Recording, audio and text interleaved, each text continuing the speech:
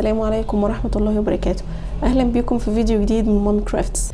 بعد ما عملنا شكلين من الجوانتي بدون اصابع، طلبتوا مني ان احنا نعمل جوانتي بنص اصابع. الفيديو ده هننفذ مع بعض الجوانتي ده النهارده بنص صوابع. مش هيحتاج مننا غير غرزة الحشو وغرزة المنزلقة، وبالتالي فهو مناسب جدا للمبتدئين. هتلاقوا ازاي بنشتغل غرزة الحشو وغرزة المنزلقة في الديسكريبشن بوكس، وكمان هتلاقوا في اول تعليق على الفيديو لينك سلسلة تعلم الكروشيه من الصفر كاملة. اتمنى ان شاء الله ان الشرح يكون واضح ويعجبكم. فيلا على طول نروح ونشوف هننفذ الجوانتي ده ازاي. عشان نشتغل الجوانتي فهنحتاج اول حاجة الخيط. انا هستخدم خيط هيمالايا everyday super lux، وهو من الخيوط الشتوية متوسطة السمك. اشتغلنا بيه كذا مشروع قبل كده مع بعض. وده رقم اللون، هو لون رصاصي. هستخدم ابرة 3.5 ملم. نحتاج ابرة التنظيف والمقص، وهنحتاج الماركرز او علامات الغرز، وكمان هنحتاج متر القياس. انا طبعا نفذت القطعة اللي هي الشمال، وهنفذ معاكم ان شاء الله القطعة اليمين. الفرق بين الشمال واليمين بيبقى في فتحة الابهام، بيبقى ليها طريقة عشان بتكون في الشمال مختلفة عن الناحية اليمين، وانا هوريها لكم ان شاء الله واشرحها لكم بالتفصيل. فيلا بينا نبدا على طول. الجوانتي هنبدا اول حاجه من تحت، يعني هنبدا بالجزء اللي تحت ده اللي هو الاسوره او الكمر بتاع الجوانتي. هنبدا اول حاجه سلسله البدايه اللي احنا هنبدا بيها، هتكون بعرض المعصم او بعرض الاسوره اللي احنا عايزينها. تمام، اللي هو الجزء ده كده، العرض ده كده. انا هنا بداتها ب 12 سلسله. لو عايزينها اقصر تقللوا، ولو عايزينها اطول تزودوا في عدد السلاسل. انا بدات ب 12 سلسله. 1 2 3. بدانا ب 12 سلسله. هنسيب اول سلسله اللي هي بعد الهوك على طول، وهندخل في تاني سلسله وهنشتغل فيها حشو، غرزه حشو عاديه خالص، وهكمل باقي السطر لحد اخر السطر كله غرز حشو عاديه خالص. غرزة الحشو وهي اني بدخل الهوك في ضلع السلسلة وباخد الخيط وبطلع، بلاقي عندي على الابرة حلقتين، باخد الخيط واطلع من الحلقتين. هكمل باقي السطر غرز حشو. هنا وصلنا لاخر سلسلة اللي هي جنب عقدة البداية على طول، هشتغل فيها غرزة حشو، وكده بقى اكون خلصت السطر الاول كله بغرز الحشو العادية خالص.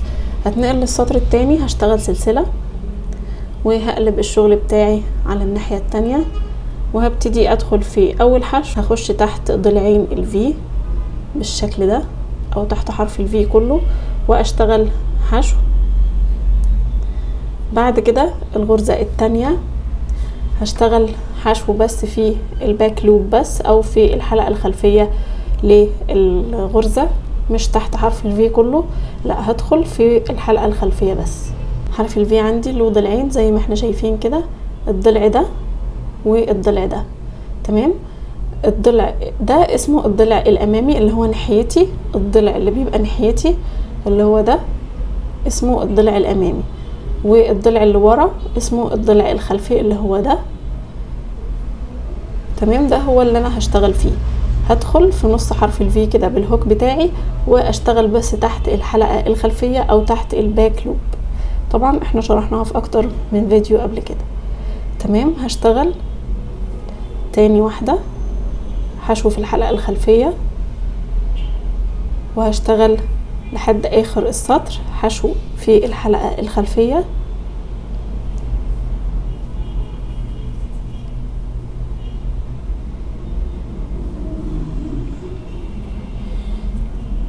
وصلت لاخر حشو في السطر. اخر حشو في السطر هشتغلها زي اول حشو تحت حرف الفي كله اللي هو الحشو العادي بتاعنا على طول. هدخل تحت حرف الفي كله، مش تحت الحلقة الخلفية بس، وهشتغل حشو عادي. اول حشو واخر حشو بنشتغلهم حشو عادي تحت حرف الفي، اما الغرز اللي في النص كلها بنشتغلها حشو في الحلقة الخلفية.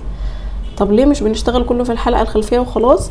لان ده بيخلي طرف القطعة معايا، الطرف اللي تحت ده والطرف اللي فوق بيكون مفرود اكتر وشكله الطف في الاخر في الفينش بتاعه. نقل للسطر الثالث، هنشتغل سلسلة وهنقلب الشغل بتاعنا على الناحية التانية. اول حشو هشتغلها حشو عادي تحت حرف الفي كله، من تاني غرزة لحد الغرزة اللي قبل الاخيرة هشتغلهم كلهم حشو في الحلقة الخلفية،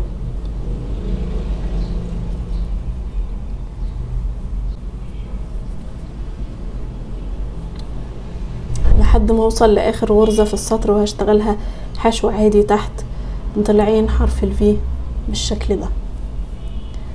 هفضل اشتغل بنفس الطريقة رايح جاي السطور لحد ما القطعة تطول معايا كده وتديني مقاس دوران المعصم بتاع الشخص اللي انا بعمل له الجوانتي.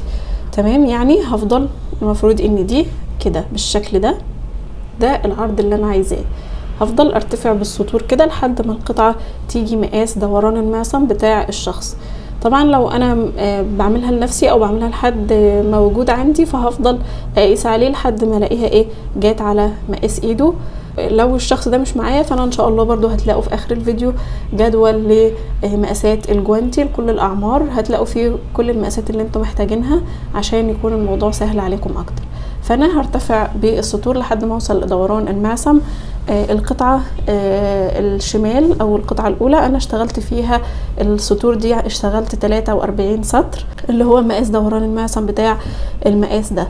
تمام، فهكمل ال 43 سطر وارجع لكم تاني عشان نكمل الجوانتي بتاعتي. لل 43 سطر خليني اقول لكم مقاسها طلع كام معايا بالظبط. مقاسها حوالي 18.5 سنتي اللي هو المقاس الحريمي يعني او النسائي. بنعد السطور ازاي عشان برضو ما نتلخبطش؟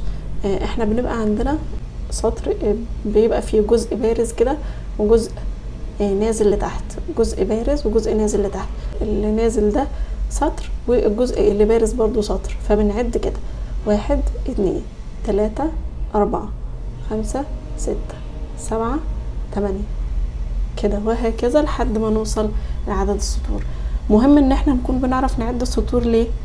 علشان احنا لو احنا شغالين القطعة الاولى هنعدها كده ونعرف احنا عملنا كام سطر بالظبط ونكتبها في ورقة جنبنا عشان لما نيجي ننفذ القطعة التانية نعمل نفس عدد السطور بالظبط، فالقطعتين يطلعوا تيبيكال ويبقوا مريحين في اللبس وشبه بعض بالظبط. بعد ما خلصنا دوران المعصم زي ما اتفقنا هنبتدي عاوزين نقفلها.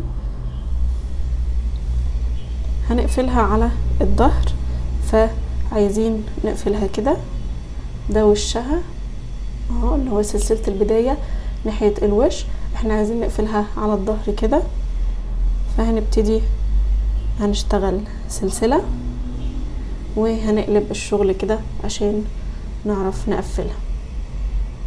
هنقفل ازاي؟ زي ما اخدنا في كذا حاجة قبل كده، بندخل في اول حشو اشتغلناها، اول حشو هندخل في الحلقة الخلفية بتاعة اول حشو واول سلسلة بداية اشتغلناها، اول سلسلة اللي هي جنب عقدة البداية على طول هندخل فيها. تمام، وبعدين هنعمل ايه؟ هنعمل غرزة منزلقة، يعني هاخد الخيط واطلع من كل الحلقات اللي على الابرة بالشكل ده. اللي بعدها هدخل في الحلقة الخلفية للحشو وفي ايه ضلع السلسلة اللي قصادها الناحية التانية بالشكل ده، وهشتغل منزلقة يعني هاخد الخيط واخرجه من كل الحلقات اللي على الابرة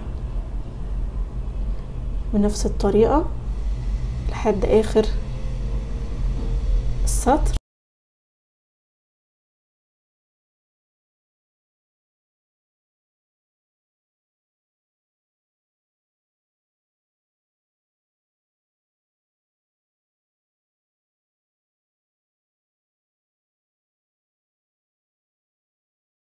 اخر غرزة حشو هدخل في الباك لوب بتاعها او الحلقة الخلفية وفي ضلع اخر سلسلة عندي وهشتغل منزلقة.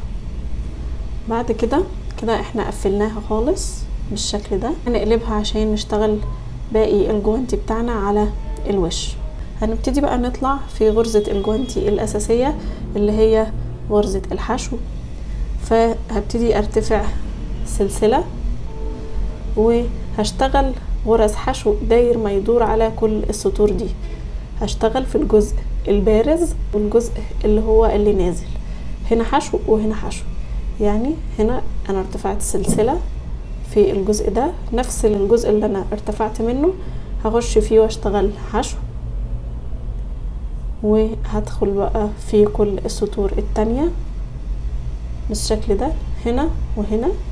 هنا في الجزء اللي بارز اهو هدخل واعمل غرزة حشو، وفي الجزء اللي نازل كده شوية جنبه برضو هدخل واعمل حشو، وهكذا لحد اخر السطر. وصلت لاخر حشو هشتغلها. الجزء الاخير ده هندخل في يعني من جوه كده شوية، من تحت شوية، علشان ما يبقاش عندي فتحة كبيرة في الجوانتي اهو. دي اخر حشو. المفروض يطلع معايا عدد الغرز هو نفس عدد السطور، لان كل سطر بشتغل فوقه غرزة حشو، فانا طلع معايا الغرز 43 غرزة. بعد كده هنعمل ايه؟ هندخل في اول حشو ونشتغل حشو، وهي دي هتكون بداية السطر بتاعي. وهنا بقى يجي دور الماركر او العلامات، علامات الغرز، اني هعلم اول غرزة دايما، لان ده انا هعرف من هنا بداية السطر بالغرزة دي. يعني احنا مش هنيجي في نهاية السطر وهنقفل بمنزلقة ونعمل ارتفاع وكده. طب ليه مش هنعمل كده؟ احنا هنا في الجوانتي ده هنشتغل بشكل حلزوني. يعني ايه بشكل حلزوني؟ يعني مش بنقفل السطر، مش بنيجي عند السطر نقوم شغالين منزلقة وبعد كده بنرتفع سلسلة وننقل السطر اللي بعده، لا، احنا بنشتغل على طول على طول كله ورا بعضه. فمهم جدا اني اعلم اول غرزة عشان ما تهش. لو ما علمتش اول غرزة فهفضل اشتغل ومش هبقى عارفة انا فين بالظبط في السطر. طب ليه بنشتغل حلزوني؟ لان علشان بس قفلة السطر ما تبوظليش شكل الجوانتي، خصوصا انه سادة. يعني لو احنا بصينا عليه كده من ظهره او من وشه او من اي مكان مش هنلاقي مكان قفلة السطر موجود خالص، لان احنا طبعا شغالين بشكل حلزوني زي ما قلت لكم. تمام. فمهم جدا عندنا ان احنا نعلم اول غرزة زي ما انا عملت كده. اول غرزة في السطر حطيت فيها الماركر او علامة الغرز. بعد كده هبتدي ادخل فوق كل حشو واشتغل حشو عادي خالص. السطر التاني ده هيكون كله ثبات، يعني فوق كل غرزة حشو غرزة حشو واحدة. وصلنا لاخر حشو في السطر هنشتغل فيها غرزة حشو، عشان نروح السطر اللي بعده هنشيل الماركر بتاعنا اهو. هي دي الغرزة اللي عليها الدور، فهشيل الماركر بتاعي، هشيل الماركر بتاعي وهشتغل حشو، وارجع احط الماركر تاني على طول علشان ما اتلخبطش، عشان هي دي اول غرزة عندي في السطر.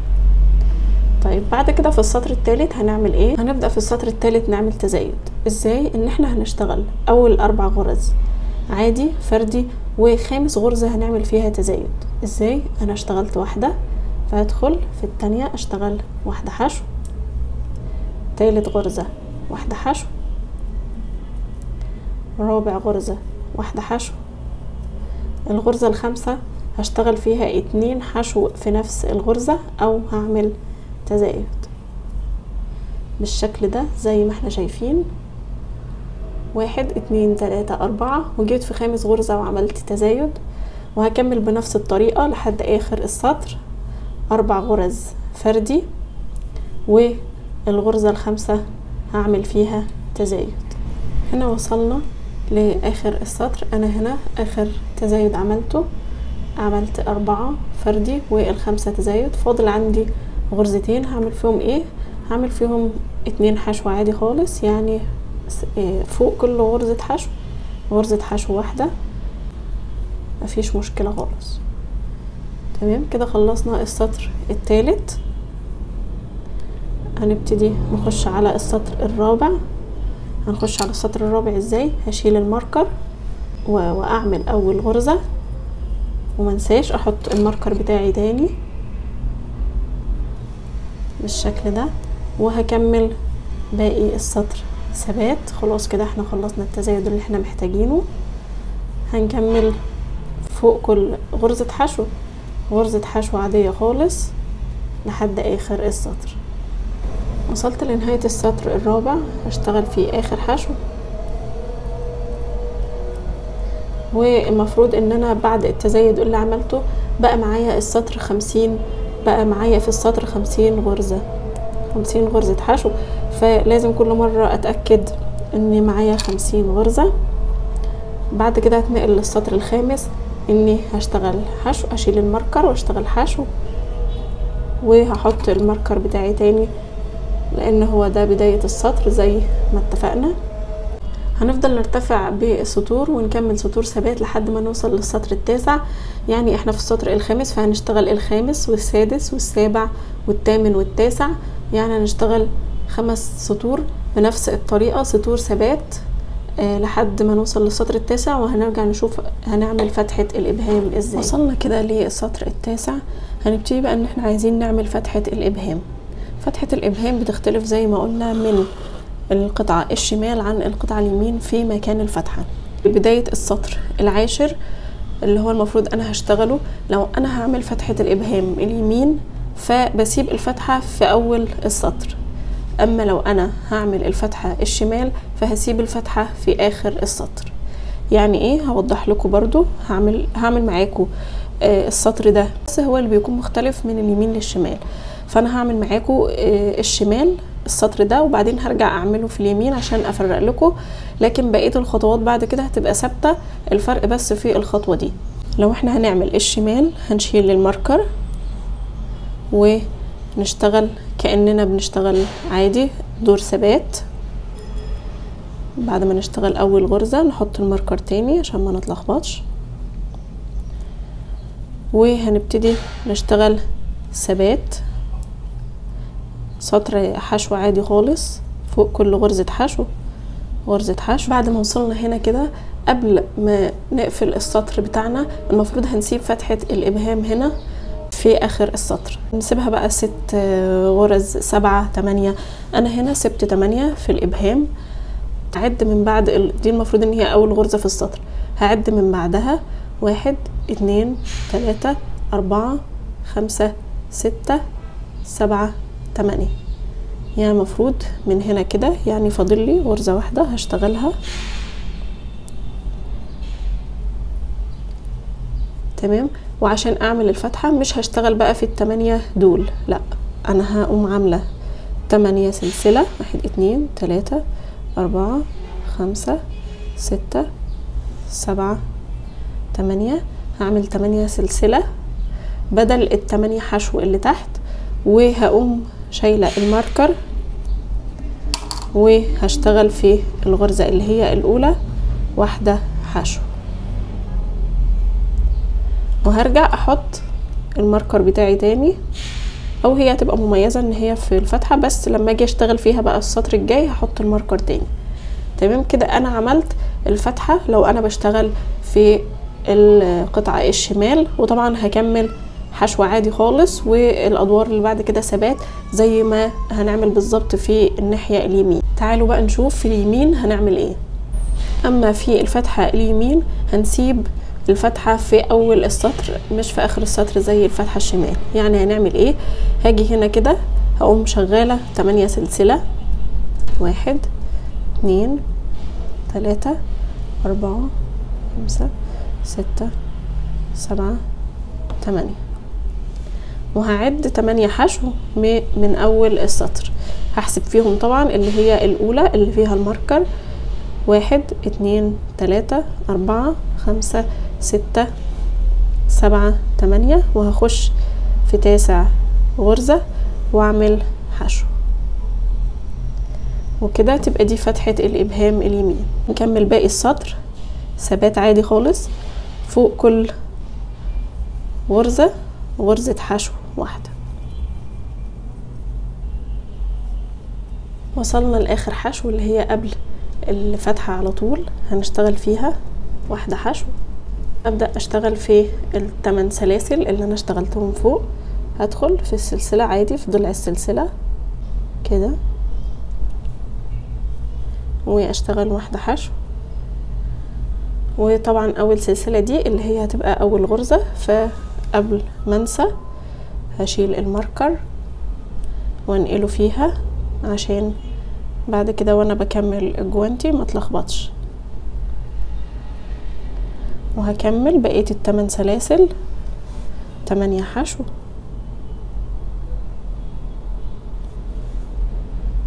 2 3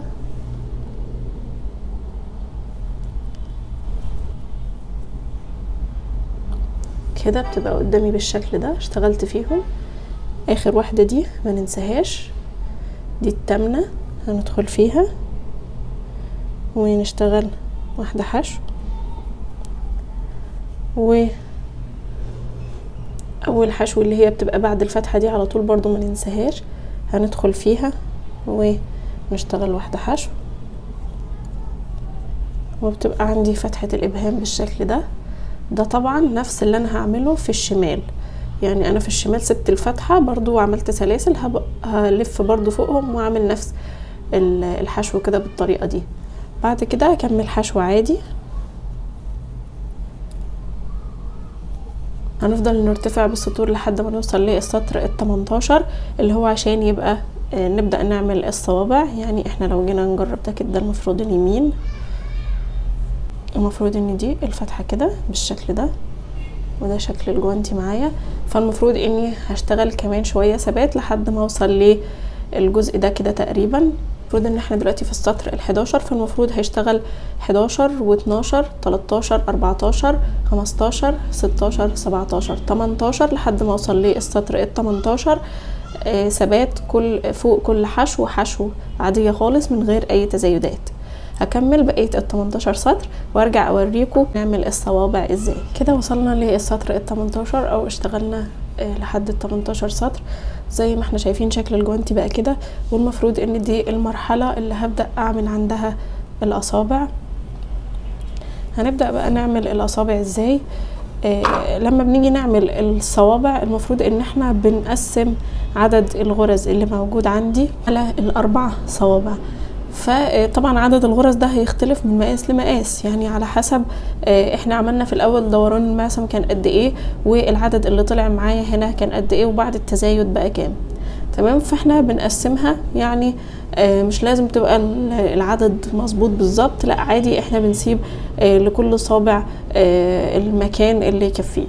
فانا هنا كانوا طالعين معايا 50، فطبعا لو جيت اقسم 50 على 4 مش هيطلعوا بالظبط، فعادي خالص. فانا زي ما قلت لكم في الابهام انا كنت سايبه 8، فهسيب هنا للصابع الاول 7، والصابع التاني 7، والتالت 6، والاخير هيتفضلوا بقى الباقي اللي هما تقريبا 5 او حاجه. نيجي نعد، بنعد بنخلي الاول غرزه كده بتبقى في الجنب خالص كده، وبنقسمه بالظبط بالنص، لان العدد اللي انا هسيبه من ناحيه هسيبه برضو من الناحيه التانية نفس العدد، علشان اقفل عنده ويبقى هو ده فتحه الصابع. عشان اعمل فتحه الصابع الاول فقلت لكم ان انا هعملها هتكون 7، فهبتدي اشيل الماركر بتاعي واشتغل في اول غرزه حشو غرزه واحده، احط الماركر بتاعي تاني عشان ده اللي هيحدد لي، وكده 1 2 3 4 5 6 7. كده انا اشتغلت 7 حشو من بداية السطر. تمام. هبدأ اعملها بالشكل ده كده علشان اعرف اعملها من الناحية التانية، وهقلب الشغل على الناحية التانية كده، وهبدأ اعد برضو 7 غرز من الناحية التانية قصاد ال7 غرز اللي انا اشتغلتهم هنا. الاولى دي طبعا انا عداها في الاولانيين فمش هعدها تاني، هعد من بعد الاولى 1 2 3 4 5 6 7. المفروض اني هدخل في الغرزة دي هي قصادها اهو، هدخل فيها كده. تمام. وهقوم سحبة الخيط على الابرة كده بالشكل ده. حطيت الهوك في الخيط وهقوم واخداه ومدخلاه في الغرزة اللي انا هعمل عندها. انا كده حددت فتحة الصابع، هبتدي بقى اشتغل فوقها. هعمل سلسلة، ابتدي امسك كده واشتغل في نفس الغرزة اللي انا ارتفعت منها السلسلة دي، واحد حشو، وهمشي بقى على كل الغرز دي كده واحدة حشو في كل غرزة بالشكل ده.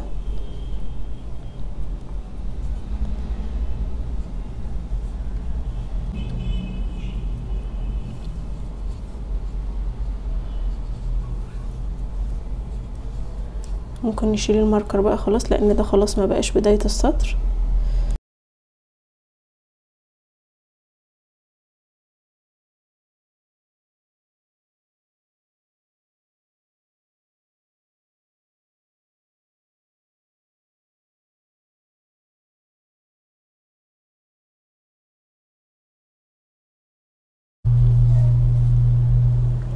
هاجي برضو في اخر غرزة دي اللي هي عند الفراغ او عند الفتحة، برضو هشتغل فيها واحدة حشو،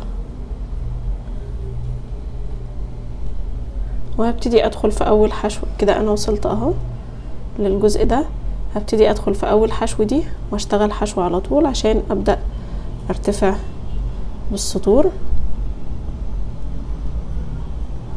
بالشكل ده.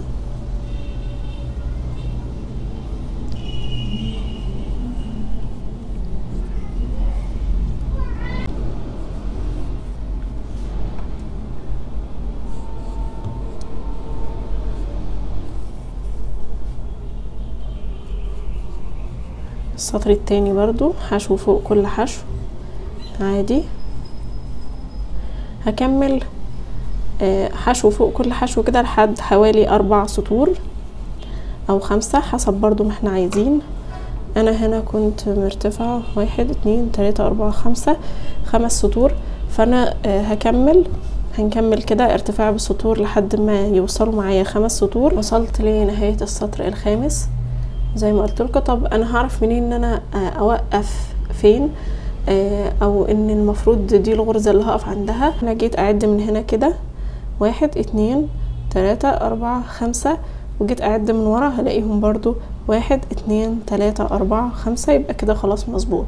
خلاص انا وصلت خلاص لاخر غرزة. هدخل في اللي جنبها واشتغل منزلقة عشان اقفل، وهشتغل سلسلة وهقص الخيط بتاعي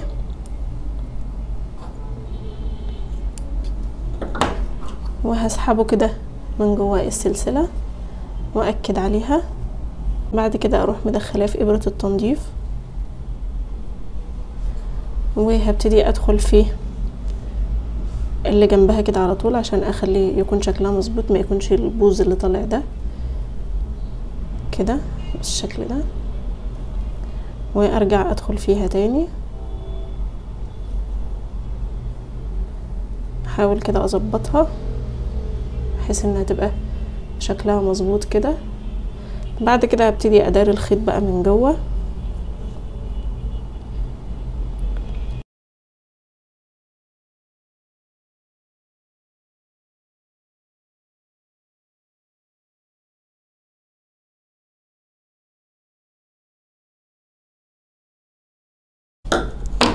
وكده بقى عندي اول صباع السبابة عملناه. بقى معانا جوانتي بالشكل ده. نبتدي يلا نعمل بقية الصوابع. هنبتدي بقى عاوزين نعمل الصابع اللي جنبه، فهنلاقي عندنا في اول غرزة او المكان اللي احنا وصلنا منه الغرزتين اللي قبله، هنلاقي فيه فتحة واسعة كده من الناحيتين، فهندخل بالإبرة في الفتحة الواسعة دي كده عشان نقفلها واحنا بنشتغل الصباع اللي بعده. هدخل في الفتحة من هنا وكمان من الناحية التانية كده الاتنين مع بعض. هبتدي اسحب الخيط بتاعي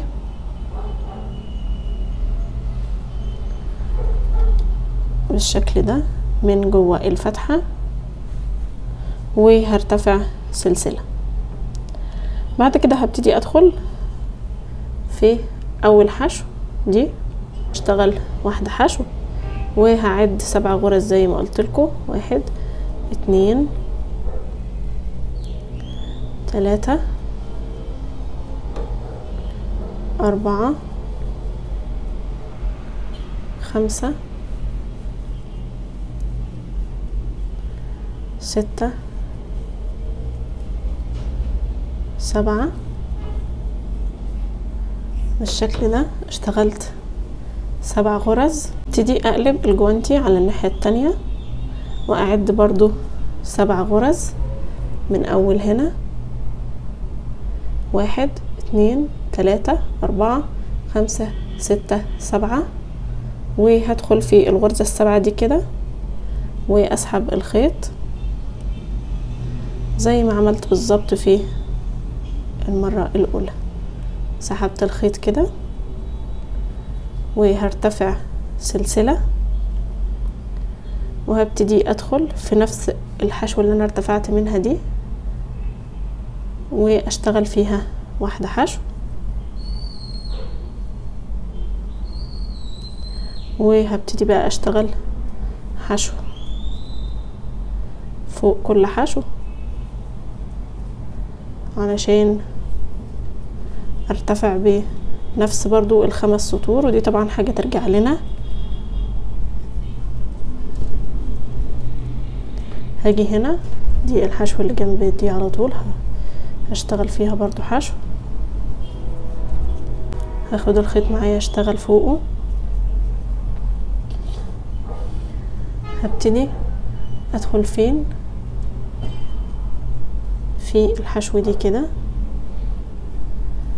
اللي عليها الدور،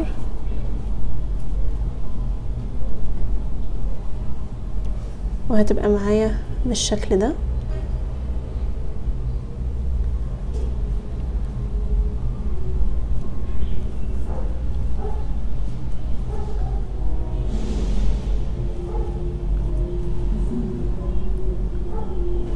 هاجي هنا كده برضو هشتغل في الحشو دي،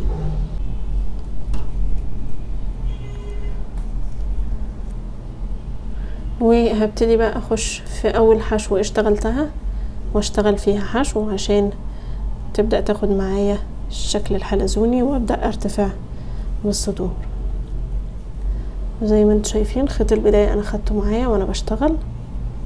ابتدي بقى ارتفع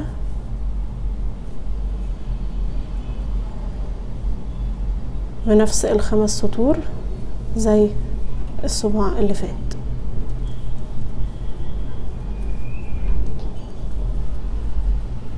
خلصت ال5 سطور بتوع الصابع التاني. هبتدي برضو نفس الموضوع، هدخل في الحشو اللي جنب اخر حشو اشتغلتها واشتغل منزلقة، وبعدين هشتغل سلسلة واقص الخيط واسحبها كده، والخيط طبعا هرجع انضفه زي ما عملت في الصابع الاول.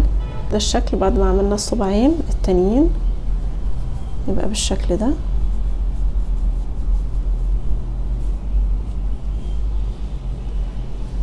هيبقى معانا بالشكل ده. طبعا نقدر لو احنا عايزين نطوله شوية نطوله عادي. ثالث صابع زي ما قلت لكم انا هسيب فيه 6، فهدخل برضو زي ما قلت لكم في المكان اللي هو فيه فتحة من هنا اللي احنا وصلنا منه الصابع اللي فات، هندخل فيه كده من الناحيتين بالشكل ده، وهنبدأ نسحب الخيط ونشتغل برضو بنفس الطريقة. هنرتفع سلسلة عشان نأكد على الخيط. بعد كده هندخل في الحشو اللي بعدها ونبدأ نعد الغرز اللي احنا محتاجين نسيبها لفتحة الصابع. 1 2 3 4 5 6. ألف الشغل الناحية التانية عشان اسحب الخيط في الغرزة اللي قصادها هعد 1 2 3 4 5 6 وهدخل في الغرزة كده اللي قصادها واسحب الخيط على الهوك واطلعه من الغرزة اللي قصادها، وهبتدي ارتفع سلسلة واشتغل حشو كده في نفس الغرزة اللي انا ارتفعت منها، وهكذا حشو داير ما يدور لحد ما اوصل ارتفع بال5 سطور زي الصباعين التانيين. هكمل الصباعين التانيين اخلصهم وارجع اوريكم هنعمل الابهام ازاي. كده انا خلصت ال4 صوابع زي ما احنا شايفين بالشكل ده. هنبتدي بقى عاوزين نعمل الجزء بتاع الابهام عشان يبقى فيه جزء طالع كده زي بقية الصوابع. هنبتدي نعمل ايه؟ هندخل في اول غرزة حشو، يعني احنا لو جينا من الجنب كده هنلاقي فيه فتحتين كده واسعين، دول مش هندخل فيهم، هندخل في الحشو اللي بعدهم على طول. تمام كده بالشكل ده هدخل فيها واسحب الخيط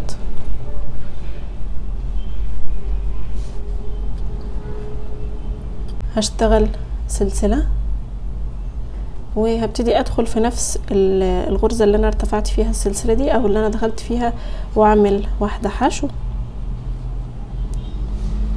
وهاخد خيط البداية معايا اشتغل فوقيه، وهبتدي اشتغل فوق الحشو دول كل واحدة حشو عادي خالص.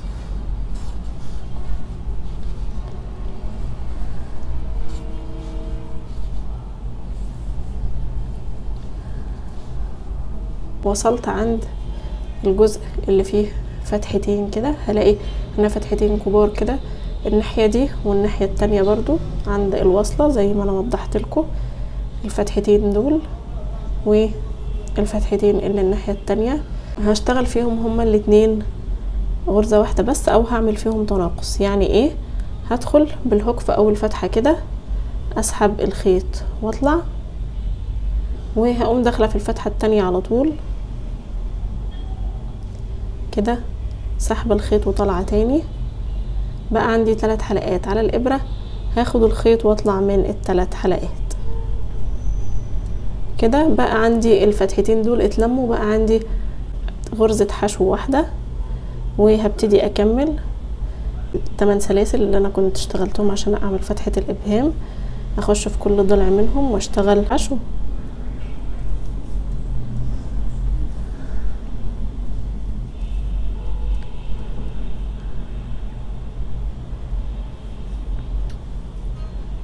وهبتدي اكمل حشو كده لحد ما اوصل للفتحتين التانيين، وبرضو هعمل فيهم تناقص.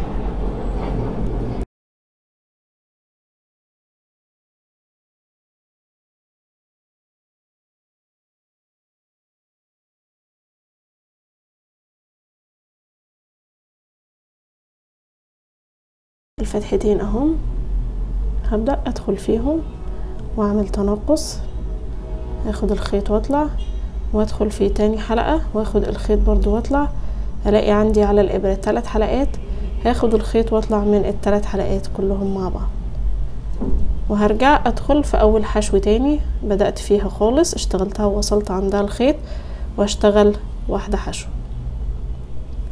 بعد كده انا بقى عندي المنظر بالشكل ده، بقى عندي غرز حشو كده داير ما يدور. هكمل ارتفاع بالسطور حوالي 5 سطور برضو. انا عندي اللي انا عملت فيهم تناقص دول خلاص بقوا غرزة واحدة، فبشتغل فوقها واحدة حشو بس. تمام، وبكمل شغل عادي.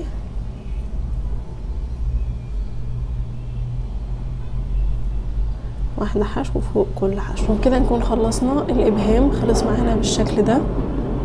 بكده بيكون شكل الجوانتي بتاعنا.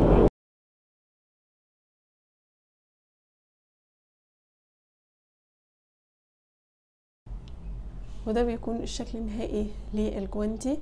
اتمنى ان شاء الله ان الشرح يكون واضح. لو في اي حد مش فاهم حاجه او ليه سؤال او اي استفسار تقدروا تسيبولي سؤالكم في كومنت تحت الفيديو، واستنوا ان شاء الله مشاريعنا وافكارنا الجديده، واستنونا وتابعونا.